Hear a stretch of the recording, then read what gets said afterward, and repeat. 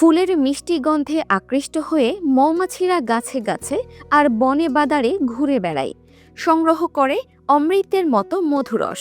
তাদের ক্ষুদ্র ডানার শব্দে ভরে ওঠে চারপাশ, আর সেই মধুরস ধীরে ধীরে জমা হয় মৌচাকে। এমনই চিত্র দেখা দিয়েছে দিনাজপুরের বীরগঞ্জ উপজেলার কাজল গ্রামে। সেখানে মৌমাছি পালন ও মধু সংগ্রহে এখন ব্যস্ত সময় পার করছেন সংশ্লিষ্টরা। মৌসুমের এই সময়ে মৌয়ালরা দিন রাত পরিশ্রম করে সংগ্রহ করছেন খাঁটি মধু।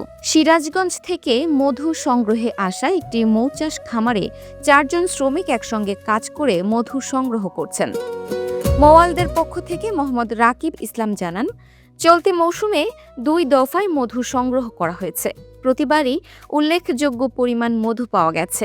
সব মিলিয়ে এখন পর্যন্ত মোট 600 কেজি মধু আহরণ করা সম্ভব হয়েছে, যা স্থানীয় বাজারের চাহিদা পূরণে গুরুত্বপূর্ণ ভূমিকা রাখছে। তিনি আরও জানান, আবহাওয়া অনুকূলে থাকায় এবং ফুলের ভালো উৎপাদনের কারণে এবার মধুর উৎপাদন বেশ সন্তোষজনক। প্রতিদিন সকালে ও বিকেলে মৌচাক পরিদর্শন, মধু সংগ্রহ এবং সংরক্ষণের কাজ করতে হয়। এতে শ্রমিকদের বেশ পরিশ্রম করতে হলেও লাভজনক হওয়ায় তারা উৎসাহ নিয়ে কাজ করছেন।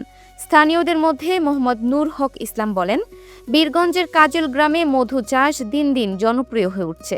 কম পুঁজিতে ভালো লাভ হওয়ায় অনেকেই এখন এই খাতে আগ্রহ দেখাচ্ছেন।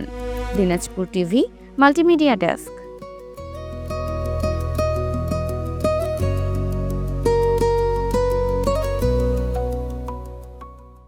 দিনাজপুর টিভি মানুষের জীবনের কথা বলে।